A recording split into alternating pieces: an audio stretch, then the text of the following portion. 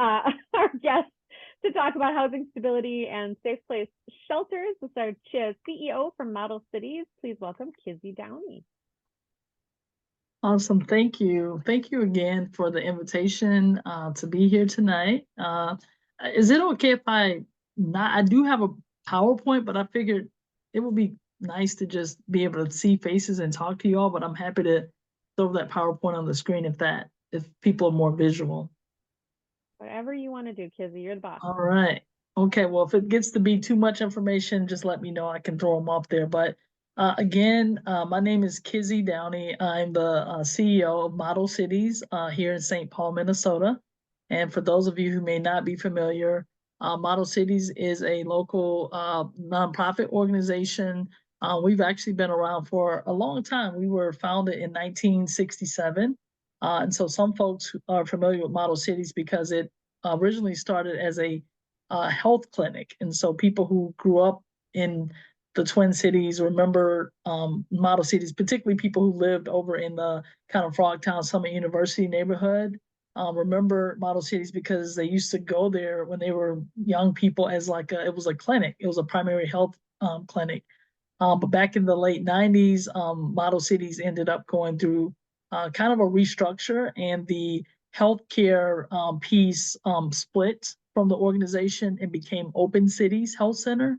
And then Model Cities kept the name, and then we began to do more of the work we do today, which is more community-based work. And so today, we work across the housing continuum. We no longer provide any form of primary health care. Our work today starts with emergency-based shelter, and then we also provide supportive housing for families that have experienced homelessness. We're also a housing developer, and then we're also a HUD-approved housing counseling agency. So we work with first-time home buyers, helping them become first-time homeowners by providing home stretch workshops and providing one-on-one pre-purchase counseling. So that's a little bit about our organization. In 2023, we served just under 3,000 individuals with our work at Safe Space representing about 65% of that. So we're a small organization, but we do a lot of work across the St. Paul community.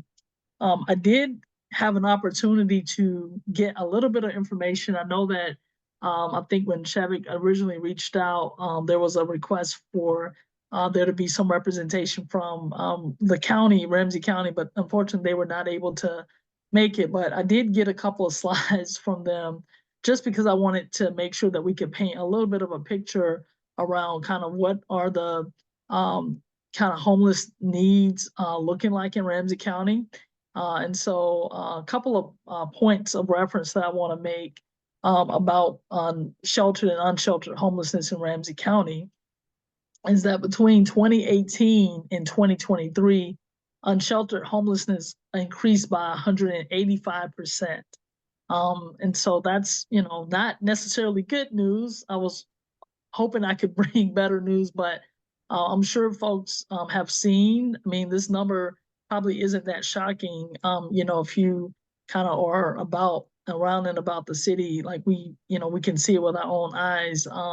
That unfortunately, the work that we have to do as a community around homelessness, there's a lot of work to do. And then also that work isn't just among individuals, single adults. There's also, a need for, shelter for families as well. Throughout 2023, the data that I have showed that there was an average of about over 40 families on a waiting list for family shelter. So that means that, at any given time, there were over 40 families waiting to get into shelter. And that's 40 families too many that we know of. You all might be familiar with warming centers. So Ramsey County, I believe in the last 2 years, began operating warming spaces at various locations. which has really provided a tremendous support for the shelter system. I know Lauren mentioned her new job, but where we first met was her work at Catholic Charities, which is one of the largest um, shelter providers probably in the state of Minnesota. And they provide, a large number of shelter beds here in St. Paul. Model Cities, we operate what is called the Safe Space emergency shelter, which is a overnight shelter that it's kind of a feeder. So like when Higher Ground and Union Gospel Mission and some of the other shelters kind of fill up, Safe Space kind of becomes a space where those folks can, get referrals to us as well. But those shelters are not enough to meet the needs of the folks who are experiencing homelessness. And so, one of the great things that has happened in the past couple of years is that in Ramsey County, they have begun operating what we call warming centers, and those have provided additional spaces for folks to, at least warm up at night. They're not providing beds for people to necessarily sleep and shower, but at least they can get in out of the cold, get access to warm beverages and be safe.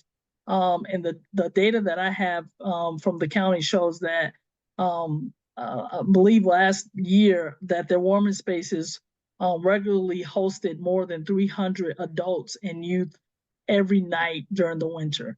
So that is in addition to the shelter spaces that were already taking people in. The warming centers hosted at least 300 adults and youth every night. So that's just a little bit of information about kind of, the condition of like homelessness in Ramsey County. And then the last kind of set of data that I want to kind of reference because I think it's very important when we think about homelessness in general, but particularly in Ramsey County, is that in Ramsey County particularly, racial disparities are pretty prevalent.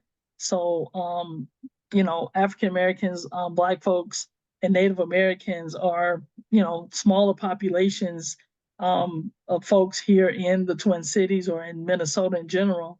But yet, Black people are 7 times more likely to be homeless here in Minnesota or in Ramsey County, I should say.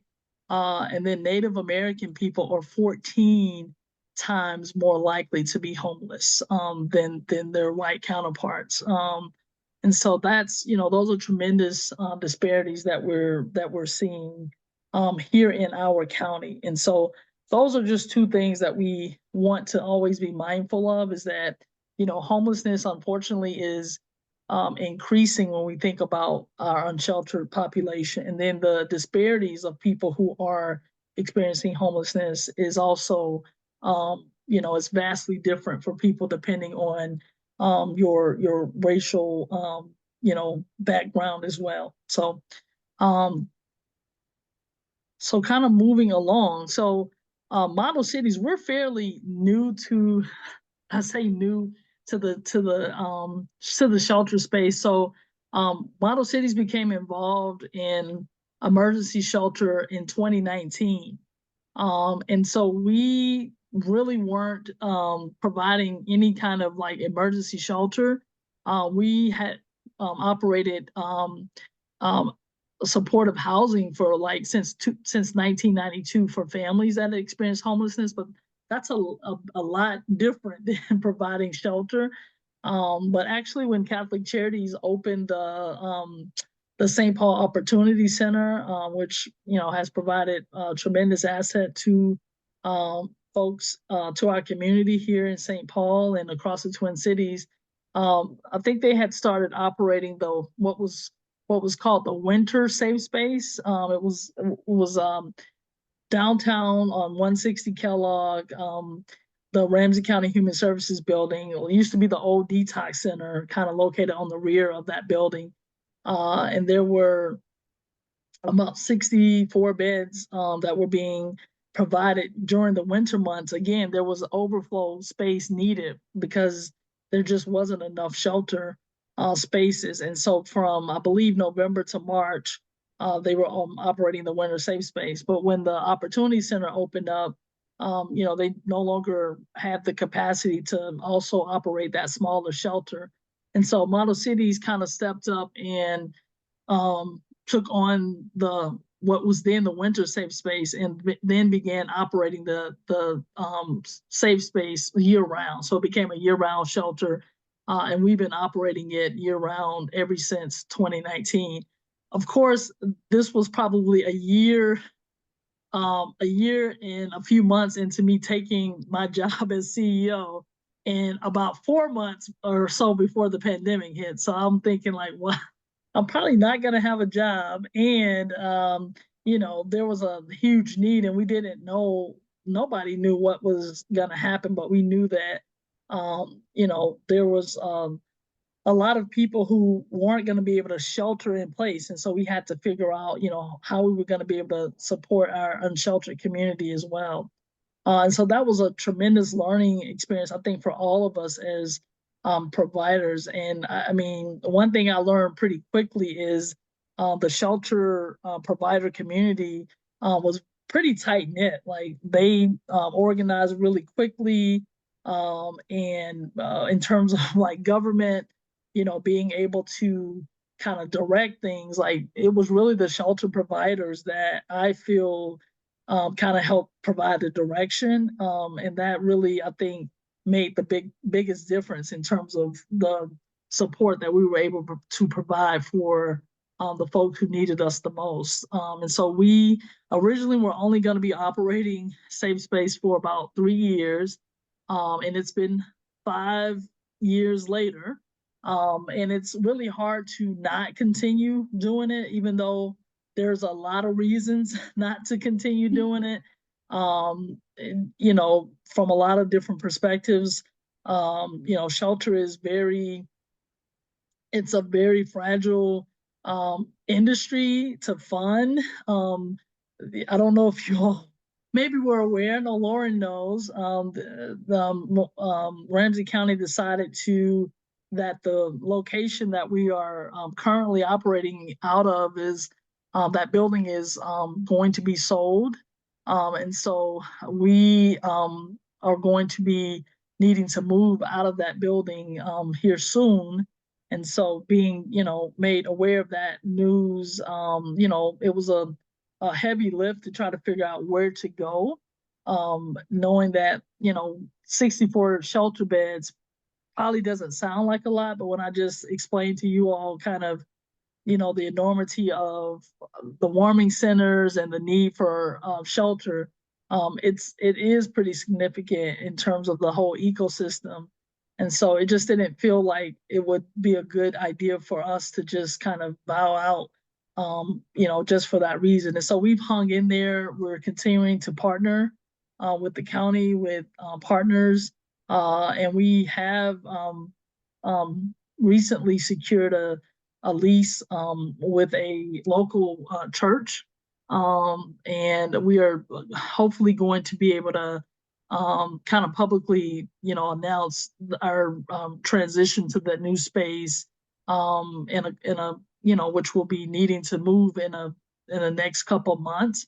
But it's definitely been quite the uphill battle. There's been a lot of challenges with being able to find locations for shelter. I mean, that's one of the challenges is there's zoning restrictions that make it hard, because right now shelter is only zoned for downtown St. Paul, but the need, kind of is beyond downtown, and there's only so much real estate downtown, and there wasn't there wasn't the willingness or availability of real estate that would be available to meet everyone's needs as well. And so so that definitely has posed challenges, but we are definitely in this to continue to support the larger ecosystem, and to continue providing the support that is needed to make sure that our unsheltered community members have, a safe place to sleep at night, and for our team to be able to provide the most dignified services possible, so that we can at least give people another opportunity each night to, get a warm place to sleep and to hopefully give them hope and another opportunity, to make it and to maybe find housing the next day. You never know what tomorrow brings. And so that is why we continue to do what we do. And so that's just a little bit about model cities and the work we do. But I probably should have kept with my slides, but I just wanted to kind of talk more so from the experience. So happy to answer any questions if there's any. Is that the Thank you so building at much. University in Victoria that you said is being sold? And are there warming centers, did you say, in that particular building? No, the building on Victoria and University is Model City's main office, the brownstone. I gotcha. Yeah, Okay. that's our main office. We just built that building in 2017. We're I was definitely gonna not say, that's selling pretty new. that. Like, Now, which is the building that's going to be sold then? the 160 Kellogg building, that's on 160. Jackson and Kellogg, I downtown, gotcha. the Ramsey County Human Services building. Okay. Yeah, that's owned by Ramsey County. Which church are you guys going into? We haven't publicly announced that yet. We're waiting to do so with, as we're working with the county, but I think we're going to be making that announcement in the next week, actually.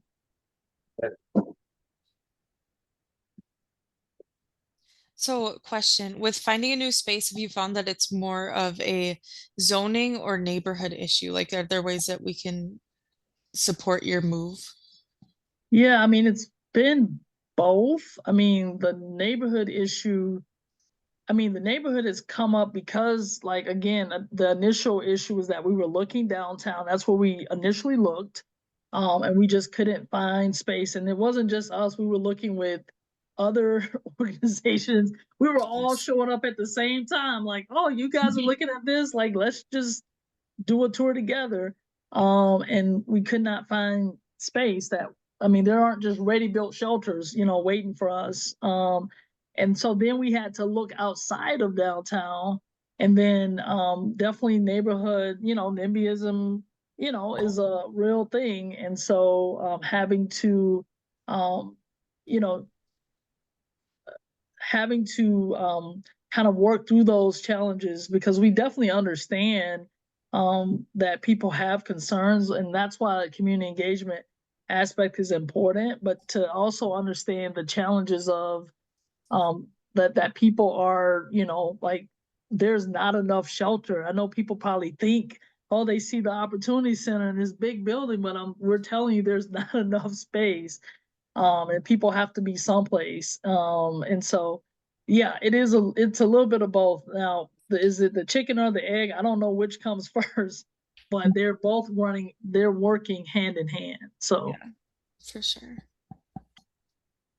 Go ahead, Dan. Thanks. Thanks for presenting. In terms of downtown, I kind of understand the idea of putting people where services can be there to provide for them. But I really don't like the idea of just creating these, concentrated areas of,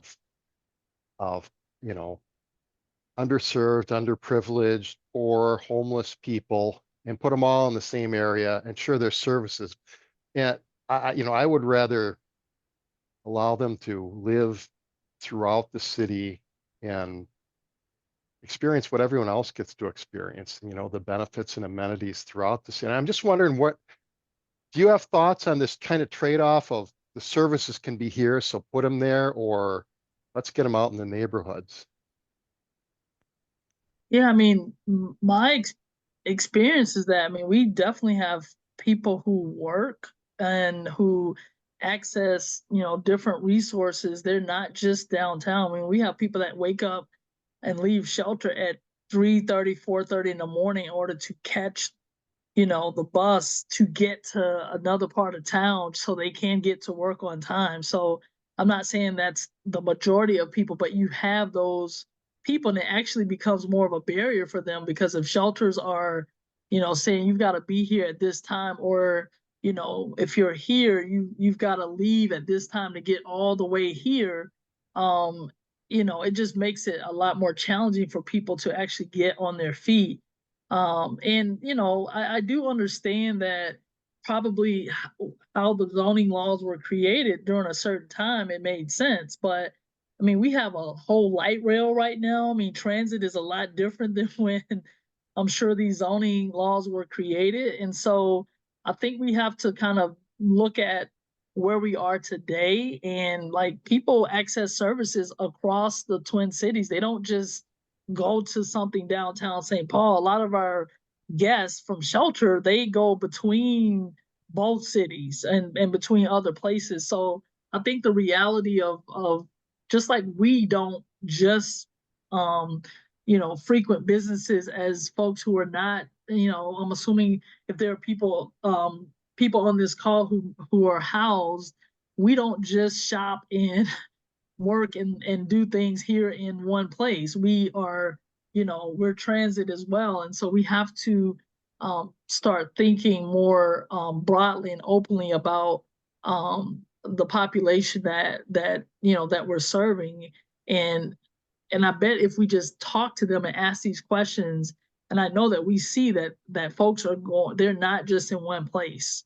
And there's just not enough room. There's just not enough resources to just put people all in one place. That's just not, I don't think that's gonna work anymore. Thank you. When you're looking for sites, do you have a preference for, like Dan said, an area with a lot of services? Or I would think that industrial areas, some of which might be administered by the Port Authority, would perhaps have more favorable zoning and maybe less NIMBYism. Do you have a preference? You'd prefer to be tucked into a neighborhood, or if an industrial site, a warehouse opened up, would you be just as open to that? What types of areas are you looking for, or don't you have a preference?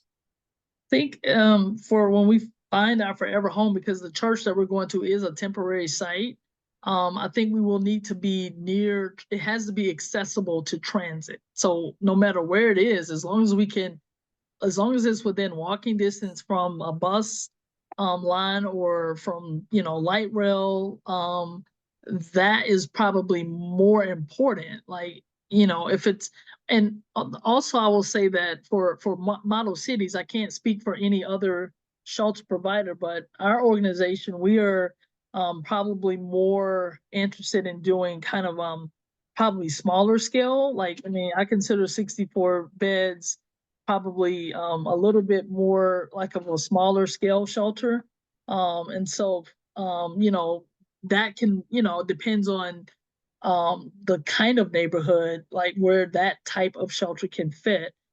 Even for us, looking at whether we can do something that might integrate some level of housing with shelter, that's something that we've thought about as well. So this opportunity for us to be at this church for a period of time is going to give us hopefully enough time to really begin to plan kind of what that next space would look like, and then hopefully look at where it might be based on some of these, some of the options that we will have. Thank you, Kizzy. We got time for one more question. Laura, you've been waiting. Thank you. Hi, Kizzy. Thanks for the work you do. And I also wanted to thank you for your home stretch workshops. Thank you. I'm on the continuum of housing. I work for Twin Cities Habitat for Humanity. Yay! And so just wanted to let you know we have over the next 5 years 150 housing units going up in the Heights. So plug to you'd be surprised the income you can have and still get into a house there. But thank you for that work. And I know it's a long continuum and issues at all ends of of the spectrum now for housing. So thanks very much. Yeah, thank you. And thank you, Kizzy, for joining us today. I think if there are additional questions, then we would love to be able to kind of send those your way. I think it's nice that we also have Lauren here as kind of our local in-house person who knows quite a bit about this topic. And we look forward to talking with you again in the future and figuring out how our district council can be helpful. Awesome. Thank you all. Bye, guys. All right.